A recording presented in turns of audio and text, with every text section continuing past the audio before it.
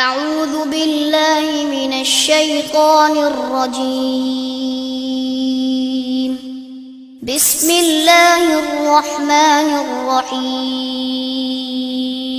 الحمد لله نحمده ونستعينه ونستغفره ونعوذ بالله من شرور أنفسنا ومن سيئات أعمالنا من يهده الله فلا مضل له ومن يضلل فلا هادي له وأشهد أن لا إله إلا الله وحده لا شريك له وأشهد أن محمدا عبده ورسوله يا أيها الذين آمنوا اتقوا الله حق تقاته ولا تموتن إلا وأنتم مسلمون يا أيها الناس اتقوا ربكم الذي خلقكم من نفس واحدة وخلق منها زوجها وبث منهما رجالا كثيرا ونساء واتقوا الله الذي تساءلون به والأرحام إن الله كان عليكم رقيبا يا أيها الذين آمنوا اتقوا الله وقولوا قولا سديدا يصلح لكم أعمالكم ويغفر لكم ذنوبكم ومن يطع الله ورسوله فقد فاز فوزا عظيما أما بعد فإن خير الحديث كتاب الله وخير الهدي هدي محمد صلى الله عليه وسلم وشر الأمور محدثاتها وكل محدثة بدعة وكل بدعة ضلالة وكل ضلالة في النار. قال تعالى: لا جناح عليكم إن طلقتم النساء ما لم تمسوهن أو تفرضوا لهن فريضة ومتعوهن على الموسع قدره وعلى المقتر قدره متاعا بالمعروف حقا على المحسنين. سورہ بقرہ آیت نمبر 236. اللہ رب العزت اس آیت میں ارشاد فرما رہے ہیں کہ تمہارے اوپر کوئی گناہ نہیں ہے اگر تم عورتوں کو طلاق دے دو جب تک کہ تم نے ان کو مس نہ کیا ہو، ہاتھ نہ لگایا ہو، یا تم نے ان کے لیے حق مہر مقرر نہ کیا ہو، اور ان کو فائدہ دو اس حال میں کہ خوشحال پہ وہ ہوگا جس کی وہ طاقت رکھتا ہے اور تنگ حال پہ وہ ہوگا جس کی وہ طاقت رکھتا ہے. فائدہ دینا ہے معروف کے مطابق، یہ چیز واجب ہے احسان کرنے والوں پہ. اب ہم آتے ہیں اس آیت کے الفاظ اور مفردات کی طرف. لا نفی جنس کے لیے ہے، اس کا معنی ہے نہیں. جناح کا معنی ہے گناہ، حرج، کوئی گناہ نہیں. علیکم تم پہ، یہ دو لفظ ہیں علا اور کم. علا کا معنی کیا ہوتا ہے؟ پر. کم تمہارے، یعنی کہ تمہارے اوپر کوئی حرج نہیں ہے. ان شرطیہ ہے، ان کا معنی کیا ہوتا ہے؟ اگر. اگر طلقتم فعل ماضی ہے جمع کے لیے، تم طلاق دو. لفظی معنی ہے تم نے طلاق دے دی، لیکن ان کی وجہ سے معنی کیا ہوگا؟ تم طلاق دو. اس کا واحد ہوتا ہے طلقتا، تو نے طلاق دی. النساء عورتوں کو، یہ جمع ہے کس کی؟ امراتن کی. امراتن ایک عورت کو کہتے ہیں، النساء کئی عورتوں کو. ما جو ہے یہ مصدریہ ہے، ظرفیہ ہے. جب تک لم تمسوہن، لم نہیں کا معنی دے رہا ہے، اور تمسو اصل میں تھا تمسونا. اس کا واحد ہے تمسو، تو چھوتا ہے، تو ہاتھ لگاتا ہے، تو مس کرتا ہے، تو ٹچ کرتا ہے. ہن انہیں، کنہیں؟ عورتوں کو. ما لم تمسوہن، جب تک کہ تم نے ان کو مس نہ کیا ہو، ان کو ہاتھ نہ لگایا ہو. تمسونا کا جو نون ہے وہ لم کی وجہ سے گرا ہے. او تفریضوا لہن فریضہ، یا تفریضو، یہ اصل میں تھا تفریضونا. واحد اس کا کیا ہے؟ تفریضو، تو مقرر کرتا ہے. تفریضونا تم مقرر کرتے ہو. تو اس سے پہلے کیا ہے؟ لم. جیسے لم تمسوہن سے پہلے لم ہے، تو یہ چونکہ اس کے اوپر عطف ہے تو یہاں پہ بھی لم ہے. تم نے مقرر نہیں کیا، لہن ان کے لیے دو لفظ ہیں، لام کا معنی کے لیے، کے واسطے، ہن وہ کون؟ وہ عورتیں جن کو تم نے طلاق دی ہے یا تم نے مقرر نہیں کیا، لہن ان کے لیے، فریدتن کوئی بھی حق مہر مقرر نہیں کیا۔ ومتعوہن تین الفاظ ہیں، واو جس کا معنی اور، متعو فعل امر ہے جمع کے لیے، تم فائدہ دو، اس کا واحدہ متے، تو فائدہ دے، ہن انہیں، اس سے مراد وہ عورتیں ہیں جن کو طلاق دی ہے، علی الموسع قدرہ علی المقتر قدرہ، یہ جملہ حال ہے کس سے؟ متعوہن سے، تم ان کو فائدہ دو اس حال میں کہ خوشحال پہ وہ ہے جس کی وہ طاقت رکھتا ہے اور تنگ حال پہ وہ ہے جس کی وہ طاقت رکھتا ہے۔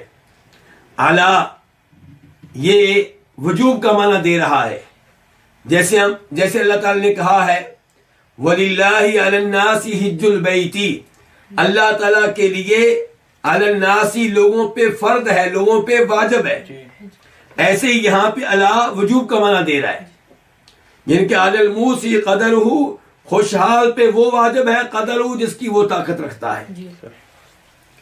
الموسع اسم فاعل ہے، وسعت والا، کشادگی رکھنے والا، مال رکھنے والا، مالدار، قدرہ جس کی وہ طاقت رکھتا ہے، جو اس کی طاقت ہے، اس کی کس کی؟ مالدار کی، وسعت والے کی۔ وعلی المقتر اور تنگ حال پہ واجب ہے، المقتر اسم فاعل ہے، اس کا معنی کیا ہے؟ تنگ حال، قدرہ جو اس کی طاقت ہے، جس کی وہ طاقت رکھتا ہے۔ متاعن یہ اسم مصدر ہے اور متاعن کا تعلق کس سے؟ متعوہن، ان کو فائدہ دو، متاعن فائدہ دینا ہے، بالمعروف ہی، معروف کے مطابق، دستور کے مطابق، عرف کے مطابق۔ حقاً یہ منصوب ہے کیونکہ اس سے پہلے ایک فعل مقدر ہے، احق حقاً میں واجب قرار دیتا ہوں، اللہ تعالیٰ فرما رہے میں واجب قرار دیتا ہوں، میں واجب کر رہا ہوں، کن پہ؟ علی المحسنین، احسان کرنے والوں پہ، المحسنین المحسن کی جمع ہے، یہاں پہ المحسن سے مراد وہ شخص ہے جو شریعت کے مطابق چلنے والا ہو، یعنی کہ میں واجب قرار دیتا ہوں ان پہ جو شریعت کے مطابق چلنے والے ہوں۔ اب ہم آتے ہیں اس آیت کی تفسیر کی طرف۔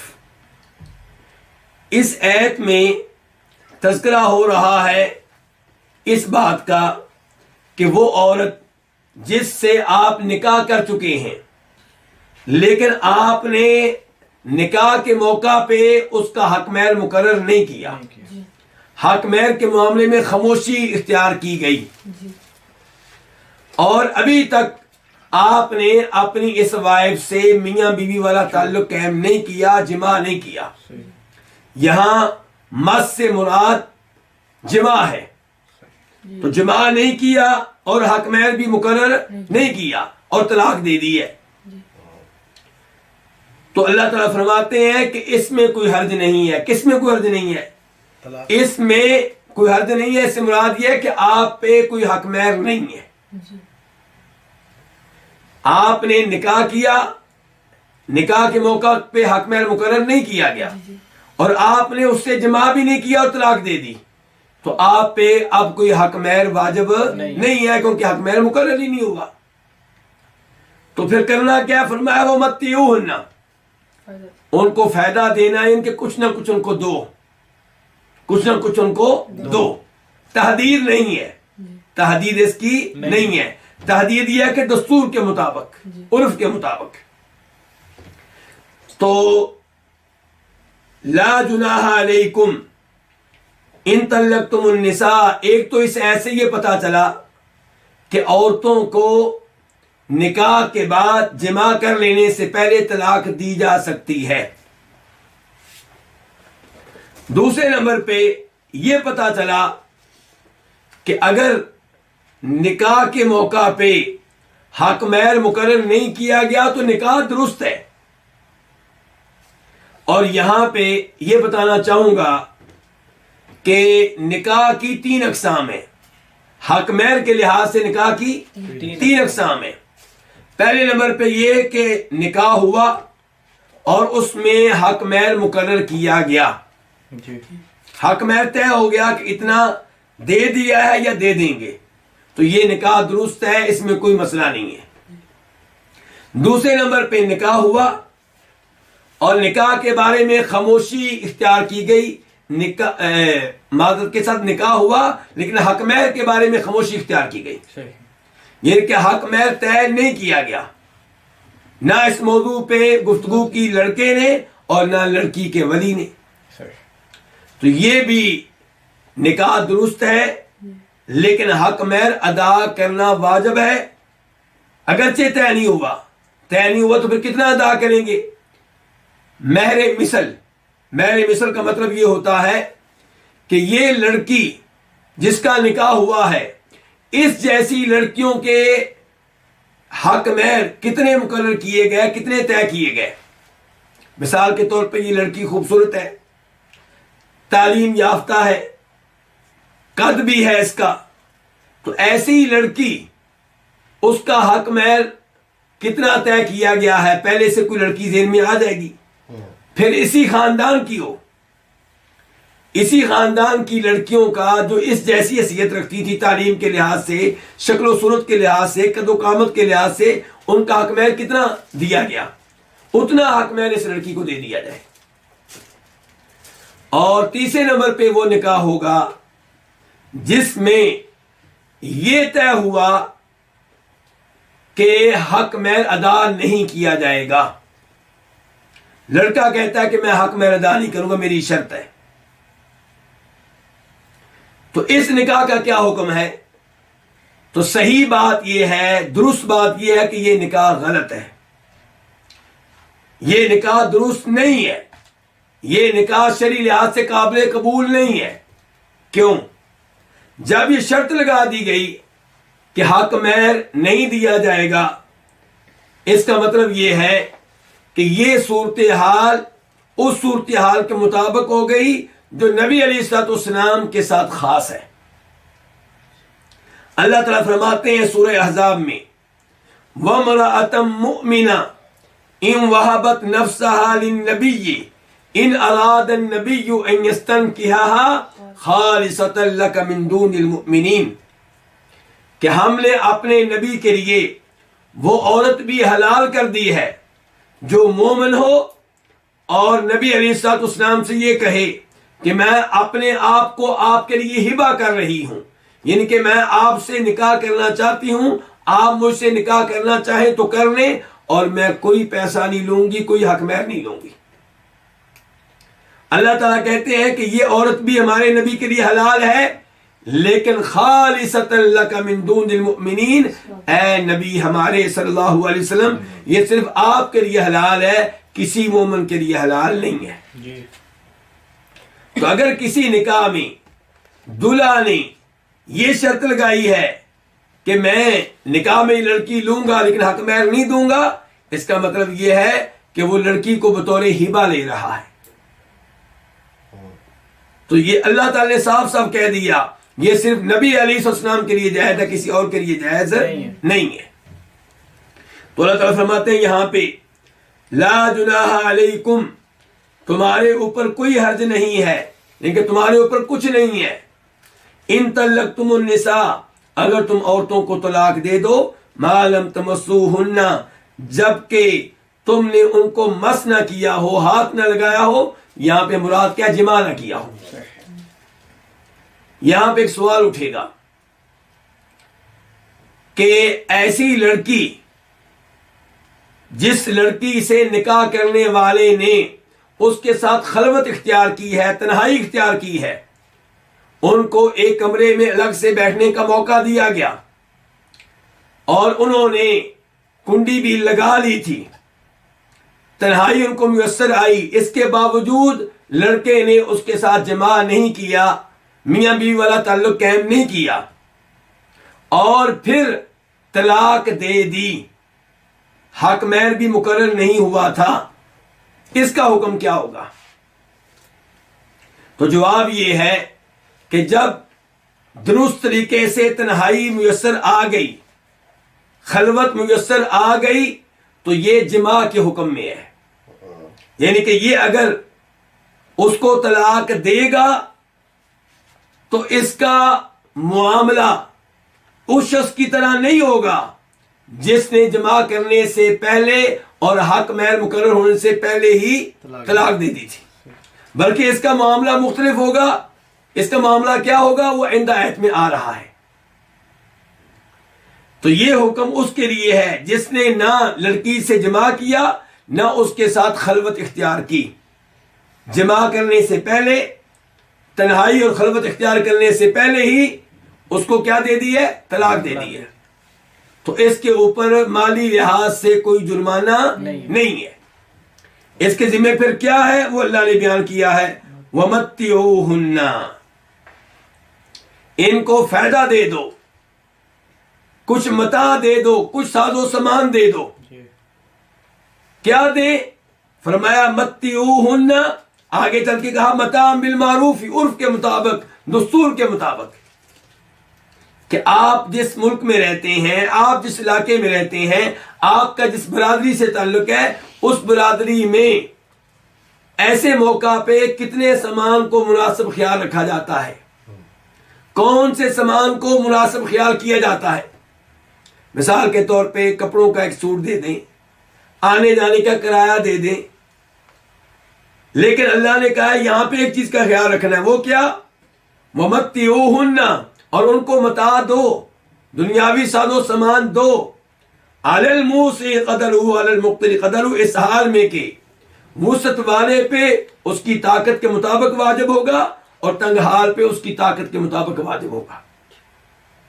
یعنی کہ یہاں پہ یہ بھی دیکھا جائے گا کہ خامد کی حیثیت کیا ہے. اگر بہت زیادہ مالدار ہے تو وہ اپنی مالداری کے مطابق ساز و سامان دے گا.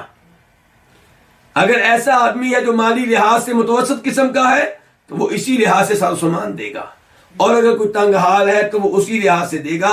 بہرحال ہر ایک نے جب طلاق دینی ہے اور طلاق دی گئی ہے اس لڑکی کو جس کے ساتھ ابھی تک کوئی جماع نہیں ہوا تھا، جس کے ساتھ تنہائی اختیار نہیں کی گئی تھی، اور جس کا حق مہر بھی مقرر نہیں ہوا تھا، تو اس کو ساز و سامان دینا ہے. یہ ساز و سامان دینا واجب ہے. اس بارے میں علماء کرام میں اختلاف ہے، دو رائے ہیں. امام ابو حنیفہ رحمہ اللہ اور امام احمد بن حنبل رحمہ اللہ کی رائے یہ ہے کہ ساز و سامان دینا واجب ہے، اور ہم اسی رائے کو درست خیال کرتے ہیں کیونکہ اللہ نے حکم دیا ہے متعوہن، ان کو ساز و سامان دو. اب اگر ہم کہیں واجب نہیں ہے تو دلیل کیا ہے اس کی؟ تو اس لیے ساز و سامان دینا کیا ہے؟ یہ واجب ہے. یہی اس بارے میں درست رائے ہے. اللہ تعالیٰ فرماتے ہیں متاعا بالمعروف، یہ معروف کے مطابق ساز و سامان دینا ہے. حقا علی المحسنین، اللہ تعالیٰ کہتے ہیں کہ یہ چیز واجب ہے. علی المحسنین، کن پہ؟ ان لوگوں پہ جو شریعت کے مطابق زندگی گزارنا چاہتے ہوں، جو شریعت پہ عمل کرنا چاہتے ہوں، ان پہ کیا ہے؟ واجب ہے. تو یہ الفاظ ترغیب دینے کے لیے ہیں کہ ہر مسلمان یہ کہے گا کہ میں تو شریعت کے مطابق زندگی گزارنا چاہتا ہوں، ہر مسلمان یہ کہے گا میں تو شریعت کے مطابق رہنا چاہتا ہوں. تو اللہ تعالیٰ فرماتے ہیں اگر ایسا ہے تو پھر تمہارے اوپر یہ واجب ہے اور میں اس کو واجب قرار دے رہا ہوں. یہاں پہ یہ بھی بتا دوں کہ وہ لڑکی جس کو جماع سے پہلے طلاق دی گئی ہے اس کے اوپر کوئی عدت نہیں ہے. اللہ تعالیٰ فرماتے ہیں یا ایھا الذین آمنوا اذا نکحتم المؤمنات ثم طلقتموهن من قبل ان تمسوهن فما لكم عليهن من عدة، کہ اے ایمان والو، جب تم مومن لڑکی سے نکاح کرو پھر اس کو جماع سے پہلے طلاق دے دو تو اس کے اوپر کوئی عدت نہیں ہے. فمتعوہن، وہاں پہ بھی اللہ نے کہا ہے لیکن اس کو کیا دو؟ ساز و سامان دو، اس کو متاع دو.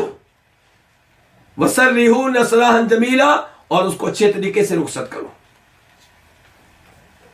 آپ اندازہ کیجئے اسلام کتنا عظیم دین ہے، آپ نے اس کو طلاق دے دی ہے، تو اسلام کہتا ہے طلاق تو دے دیا، اب دھکے مار کے نہ نکالو، بلکہ تحفے تحائف دو، تاکہ طلاق کی وجہ سے جو نفرت ان کے دلوں میں داخل ہوئی ہے اس میں کچھ کمی آ جائے، اس کا ازالہ ہو جائے، اس کا جو دل ٹوٹا ہے تو اس وجہ سے اس کو تکلیف پہنچی ہے، اس تکلیف میں کچھ کمی آ جائے۔ اس کے بعد اللہ رب العزت آیت نمبر 237 میں ارشاد فرماتے ہیں وَإِن طَلَّقْتُمُوهُنَّ مِن قَبْلِ أَن تَمَسُّوهُنَّ وَقَدْ فَرَضْتُمْ لَهُنَّ فَرِيضَةً فَنِصْفُ مَا فَرَضْتُمْ إِلَّا أَن يَعْفُونَ أَوْ يَعْفُوَ الَّذِي بِيَدِهِ عُقْدَةُ النِّكَاحِ وَأَن تَعْفُوا أَقْرَبُ لِلتَّقْوَى وَلَا تَنسَوُا الْفَضْلَ بَيْنَكُمْ إِنَّ اللَّهَ بِمَا تَعْمَلُونَ بَصِيرٌ۔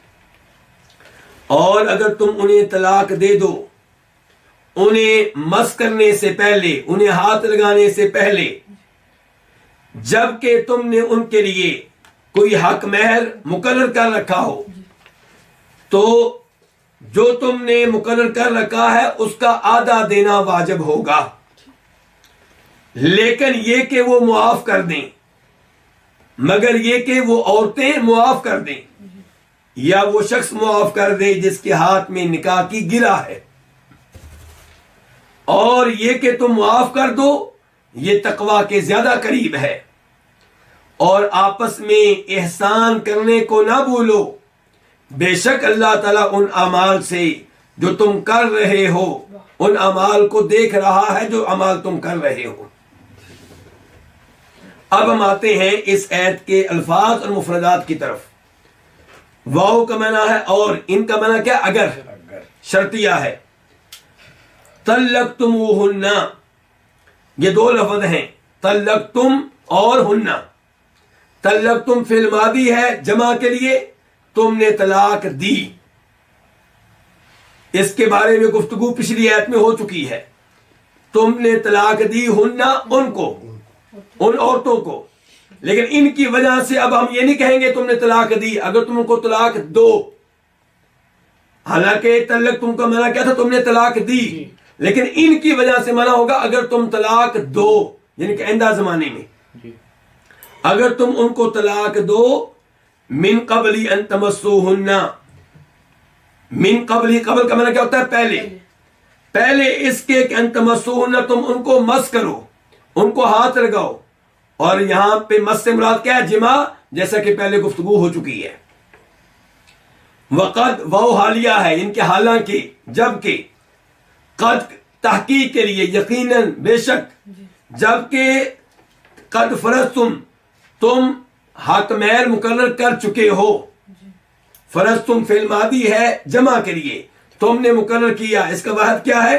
فرضتا، تو نے مقرر کیا، لہن، ان کے لیے، لہن کے بارے میں گفتگو پچھلی آیت میں ہو چکی ہے، فریضتاً، حق مہر، کچھ بھی مقرر کرنا، فنصف، فنصف، یہ فا جو ہے یہ جواب شرط ہے، شروع میں آیا تھا نا ان، اگر تم طلاق دو، تو پھر اگر کا جواب کیا ہے؟ اگر تم طلاق دو، فنصف ما فرضتم، تو آدھا، نصف کا معنی کیا؟ آدھا، فنصف ما اسم موصول ہے بمعنی الذی، تو آدھا اس چیز کا، فرضتم جو تم نے مقرر کی ہے، نصف ما فرضتم یہ مبتدا بن رہا ہے، اس کی خبر جو ہے وہ مقدر ہے، یعنی فعلیکم نصف ما فرضتم، تو تم پہ واجب ہوگا آدھا اس حق مہر کا جو تم نے مقرر کیا ہے۔ الا کا معنی کیا ہے؟ لیکن، بے شک، اور لیکن، مگر، ان یعفونا، لیکن یہ کہ وہ معاف کر دیں، ان کا معنی کیا ہے؟ یہ کہ، مصدریہ ہے، یعفونا فعل مضارع ہے جمع مؤنث کے لیے، وہ عورتیں معاف کر دیں، اس کا واحد کیا ہوگا؟ تعفو، وہ عورت معاف کر دے، تو یعفونا وہ عورتیں معاف کر دیں، یعنی کہ وہ عورتیں جن کو تم نے طلاق دی ہے وہ معاف کر دیں۔ او یا یافو معاف کر دے. کون معاف کر دے؟ الذی وہ آدمی. تو یافو جو ہے فعل مضارع ہے واحد کے لیے، واحد مذکر کے لیے، وہ معاف کر دے. یافوا کی واو کے اوپر زبر آئی ہے، فتح آیا ہے، کس کی وجہ سے؟ ان کی وجہ سے، جو ان یافونا سے پہلے موجود ہے. تو یا وہ معاف کر دے. الذی اسم موصول جو، بیدیہ تین الفاظ ہیں، با، ید اور ہا، جس کے ہاتھ میں. با کا معنی ہم کیا کر رہے ہیں؟ میں. ید کا معنی ہاتھ، ہی جس کے، یعنی کہ یا معاف کر دے وہ شخص جس کے ہاتھ میں، جس کے ہاتھ میں کیا ہے؟ عقدۃ النکاح، نکاح کی گرہ. عقدہ میں کا معنی کیا ہے؟ گرہ. وَأَن تَعْفُوا اور یہ کہ تعفو تم معاف کر دو، تم معاف کر دو. یہ کیا ہے؟ فعل مضارع ہے جمع کے لیے. کس کے لیے ہے؟ جمع کے لیے. اصل میں تھا تعفونا، نون گر گیا کس کی وجہ سے؟ ان کی وجہ سے. تو تعفونا تم معاف کرتے ہو. واحد کیا؟ تعفو تو معاف کرتا ہے. تو وَأَن تَعْفُوا اور یہ کہ تم معاف کر دو، تمہارا معاف کر دینا. اقرب اس میں تفضیل ہے، زیادہ قریب ہے. کس کے؟ للتقوی، تقوی کے. وَلَا تَنْسَوْا الْفَضْلَ اور تم نہ بھولو. لا نہیں کے لیے ہے، لا کس کے لیے ہے؟ نہیں کے لیے. اور تنسونا یہ کیا ہے؟ فعل مضارع جمع کے لیے، لیکن نون گر گیا کس کی وجہ سے؟ لا کی وجہ سے. اور تم نہ بھولو، اس کا واحد کیا ہوگا؟ لا تنسا، تو نہ بھول. ایک آدمی سے کہا جائے گا تو نہ بھول، لا تنسا. اور جمع کیا ہے؟ لا تنسو. اچھا واو کے اوپر ہم ضمہ پیش پڑھ رہے ہیں، کیوں؟ آگے ملانے کے لیے. یعنی کہ اصل میں تھا لا تنسو، لیکن جب آپ نے لا تنسو کو ملانا چاہا الفضلہ کے ساتھ تو واو کے اوپر کیا لے کر آئے؟ پیش. ولا تنسوا الفضل اور تم نہ بھولو الفضل احسان کو. بینکم آپس میں، بینا درمیان، کم تمہارے، تمہارے درمیان میں، ان کے آپس میں. ان اللہ بے شک اللہ تعالی بما تعملون ان اعمال سے جو تم کر رہے ہو. بما با لگ ہے، ما لگ ہے، ما الذی کے معنی میں. بے شک اللہ تعالیٰ اس چیز سے تعملون جو تم کر رہے ہو. تعملون فعل مضارع ہے جمع کے لیے، اس کا واحد کیا ہوگا؟ تعملو، تو کرتا ہے. بصیرن خوب دیکھنے والا ہے، یعنی کہ اللہ خوب دیکھنے والا ان اعمال کو جو تم کر رہے ہو. اب ہم آتے ہیں اس آیت کی تفسیر کی طرف. پہلی آیت میں اللہ نے یہ بیان کیا تھا کہ وہ عورت جس سے آپ نے نکاح کیا لیکن نکاح میں آپ نے اس کا حق مہر مقرر نہیں کیا تھا اور آپ نے اس کو جماع کرنے سے پہلے طلاق دے دی، تو اللہ تعالیٰ فرماتے ہیں تمہارے اوپر کچھ نہیں ہے سوائے اس کے کہ تم ان کو کچھ نہ کچھ دنیاوی ساز و سامان دے دو. اور یہ دنیاوی ساز و سامان دینا کیا ہے؟ واجب ہے، ضروری ہے، لازمی ہے. اب اللہ تعالیٰ فرما رہے ہیں کہ اگر آپ نے کسی عورت کو طلاق دی جماع سے پہلے اور خلوت اختیار کرنے سے پہلے لیکن حق مہر مقرر ہو چکا تھا تو اس شکل میں آدھا حق مہر دینا پڑے گا. آدھا حق مہر دینا پڑے گا. مثال کے طور پہ نکاح میں حق مہر مقرر ہوا 1,00,000 روپیہ، لیکن جماع کرنے سے پہلے یا خلوت اختیار کرنے سے پہلے، تنہائی اس لڑکی کے ساتھ اختیار کرنے سے پہلے آپ نے اس کو طلاق دے دی. اب آپ کتنا حق مہر دیں گے اس کو؟ 50,000 روپیہ. اگر آپ 1,00,000 روپیہ ادا کر چکے تھے تو 50,000 روپیہ واپس لے لیں گے. اگر آپ نے حق مہر ادا ہی نہیں کیا تھا تو پھر اب آپ 50,000 روپیہ دے دیں گے. پھر اللہ نے کہا لیکن اگر لڑکی معاف کرنا چاہے تو معاف کر سکتی ہے. مثال کے طور پہ اس نے 1,00,000 حق مہر پورے کا پورا لے لیا تھا، اب 50,000 روپیہ رکھنے کا اس کو حق حاصل ہے، لیکن وہ کہتی ہے پورا 1,00,000 روپیہ لے دو، مجھے نہیں چاہیے. تو وہ معاف کر سکتی ہے، اس کا مطلب اس نے اپنا آدھا حق مہر معاف کر دیا ہے۔ اور فرمایا وہ بھی معاف کر سکتا ہے جس کے ہاتھ میں کیا ہے؟ نکاح کی گرہ ہے۔ یہ کون ہے جس کے ہاتھ میں نکاح کی گرہ ہے؟ اس بارے میں دو اقوال ہیں۔ پہلا قول یہ ہے کہ جس کے ہاتھ میں نکاح کی گرہ ہوتی ہے وہ خامد ہوتا ہے۔ اللہ تعالیٰ بیان کر رہے ہیں کہ یا لڑکی معاف کر دے یا لڑکا معاف کر دے۔ لڑکا معاف کر دے کیا مطلب؟ 1 لاکھ روپیہ دے چکا تھا، کوئی واپس نہ لے، یا ابھی تک دیا نہیں تھا لیکن کیا کرے؟ اب دے دے۔ کتنا دے دے؟ 1 لاکھ روپیہ دے دے۔ اس کا مطلب یہ ہے کہ اس نے اپنا حق معاف کر دیا۔ تو لڑکی بھی معاف کر سکتی ہے، لڑکا بھی معاف کر سکتا ہے۔ کچھ علماء کرام کہتے ہیں کہ جس کے ہاتھ میں نکاح کی گرہ ہے اس سے مراد لڑکا نہیں ہے بلکہ لڑکی کا ولی اور سرپرست اور اس کا باپ ہے۔ لڑکی معاف کر دے یا اس کا باپ معاف کر دے، اس کا ولی معاف کر دے۔ صحیح موقف کون سا ہے؟ صحیح موقف یہ ہے کہ اس سے مراد لڑکا ہے۔ کیوں؟ کیونکہ اللہ تعالیٰ کہہ رہے ہیں کہ وہ معاف کر دے جس کے ہاتھ میں نکاح کی گرہ ہے۔ تو نکاح کی گرہ تو لڑکے کے ہاتھ میں ہوتی ہے، وہی نکاح کرتا ہے اور وہی نکاح توڑتا ہے، طلاق دیتا ہے۔ تو نکاح کی گرہ پھر کس کے ہاتھ میں ہوتی ہے؟ لڑکے کے ہاتھ میں ہوتی ہے۔ نکاح ہو جانے کے بعد نکاح کی گرہ لڑکے کے ہاتھ میں ہوتی ہے۔ دوسرے نمبر پہ یہاں پہ کہا گیا ہے کہ یا وہ معاف کر دے جس کے ہاتھ میں نکاح کی گرہ ہے۔ اگر ہم یہ کہیں کہ اس سے مراد لڑکی کا ولی ہے تو لڑکی کا ولی کئی دفعہ باپ ہوتا ہے، کئی دفعہ باپ فوت ہو چکا ہوتا ہے۔ مثال کے طور پہ لڑکی کا ولی کون ہے؟ چچا یا چچا کا بیٹا۔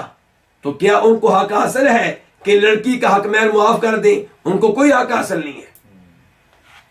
اس لیے صحیح بات یہ ہے کہ اس سے مراد وہ ہے جس کے ہاتھ میں نکاح کی گرہ ہے، اور وہ کون ہے؟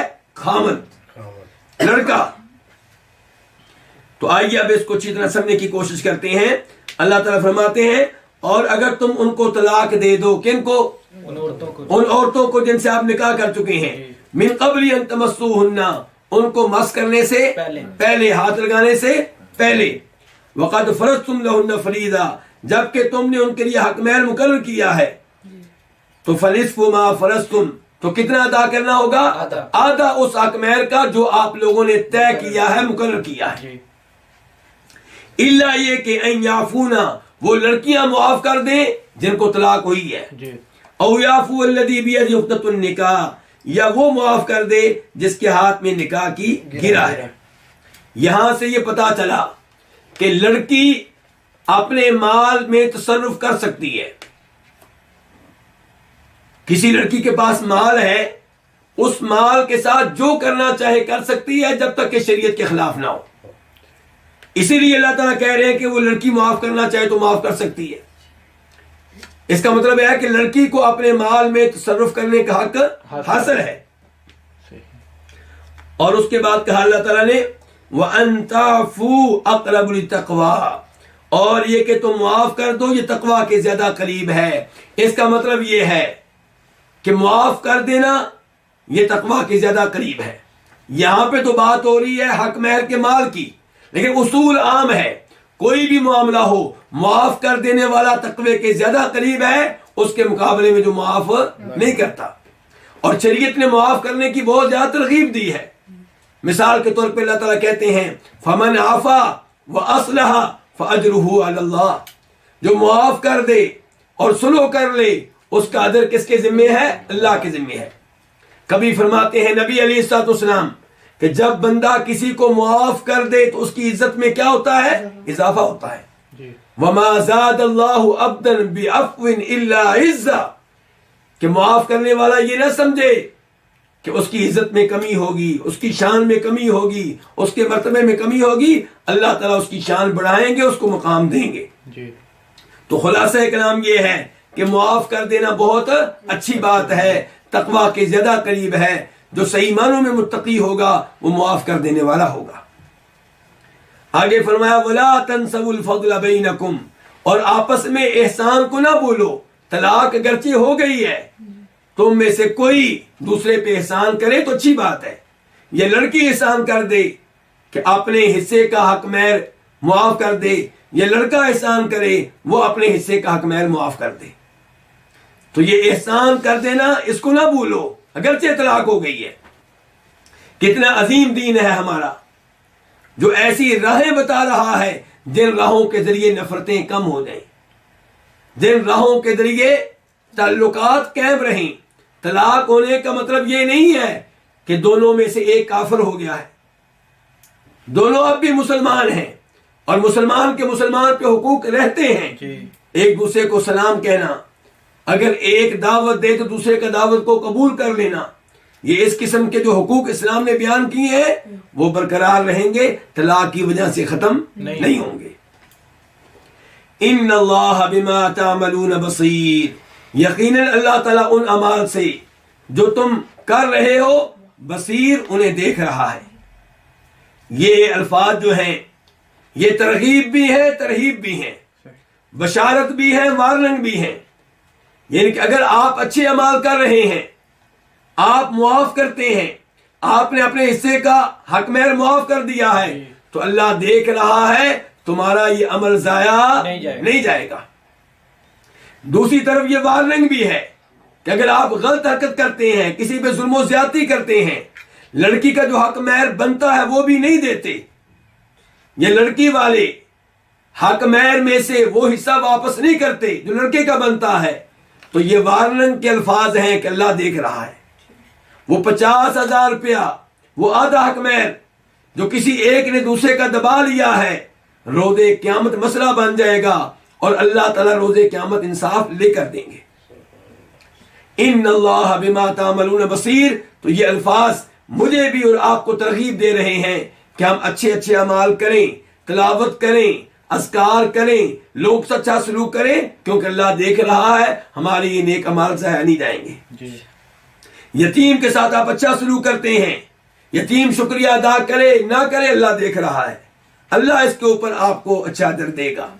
اور اگر آپ ظلم و زیادتی کرتے ہیں کسی کے ساتھ، یا آپ نمازیں نہیں پڑھتے، یا آپ سود لیتے ہیں، کوئی بھی غلط کام کرتے ہیں، تو اللہ دیکھ رہا ہے، اللہ تعالیٰ آپ سے حساب لیں گے اور اللہ آپ کی بات پرس کریں گے. اللہ رب العزت سے دعا ہے کہ اللہ تعالیٰ ہمیں اپنے حقوق ادا کرنے کی بھی توفیق دے اور اپنے بندوں کے حقوق ادا کرنے کی بھی توفیق دے. اللہ تعالیٰ ہم میں سے ہر ایک کو اپنی بیوی کے ساتھ اچھا سلوک کرنے کی توفیق دے، اور اللہ تعالیٰ ہمیں قرآن کریم کے احکام اور مسائل جاننے کی اور سیکھنے کی توفیق دے، ان پہ عمل پیرا ہونے کی توفیق دے، اور یہ روشنی دوسروں تک پہنچانے کی توفیق دے. وصلی اللہ تعالی علی نبینا محمد وعلی آلہ وصحبہ اجمعین.